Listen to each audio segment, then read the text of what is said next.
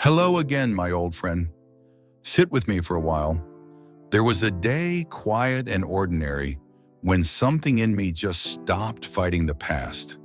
That was the day I stopped regretting. And that's what I want to tell you about tonight.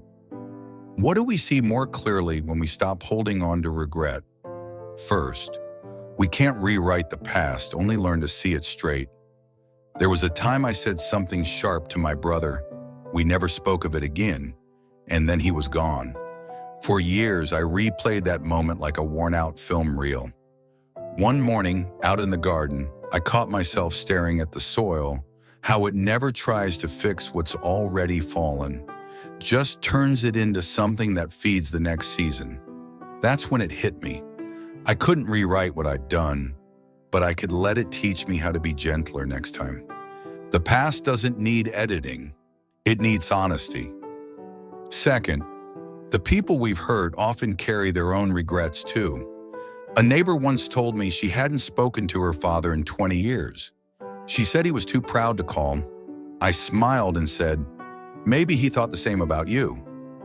She laughed, then cried. They called each other that evening. Turns out both had been waiting for the other to blink first.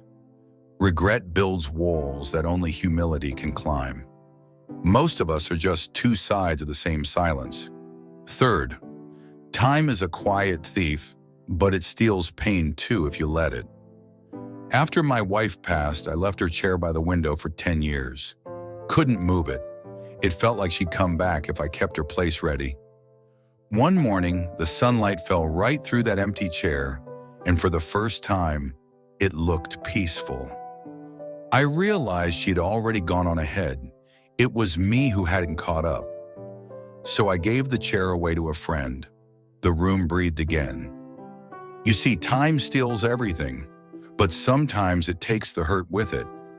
You know, my friend, if these thoughts sound a little too familiar, maybe take a quiet second to subscribe before you forget. Not for numbers, just so we can keep sharing these evening talks. Fourth, memories don't want punishment, only peace. There's an old fisherman I used to meet down by the docks. He'd sit there every sunrise, no boat, just the sea. One morning, I asked what he was thinking about. He said, "The fish that got away and the ones I never needed to catch." We both laughed, but I knew what he meant. Memories lose their weight when you stop judging them. They're not proof of failure. They're evidence that you tried. Peace begins when you stop cross-examining your own heart. Fifth, regret shrinks when kindness grows. I started writing letters a few years back, just short ones, to old friends, sometimes even to strangers. Half of them never wrote back, but that didn't matter.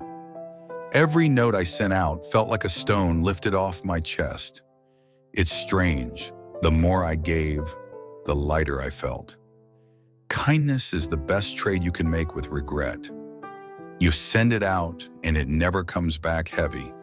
Sixth, and the past, it stays behind, as it should. Not erased, just folded into the man I've become.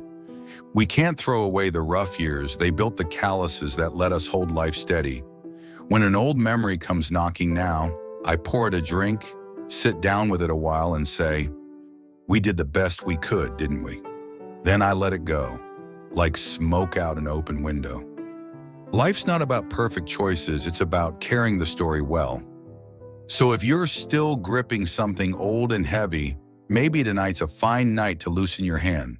The world keeps turning and the road keeps going. Thanks for keeping me company through this talk. If my words sat right with you, subscribe before you head off. Not for the channel, for the chance to meet again, share another cup, and talk about the small things that make us whole. Take care of yourself, my friend. Rest easy tonight. The past has already forgiven you. Now it's your turn.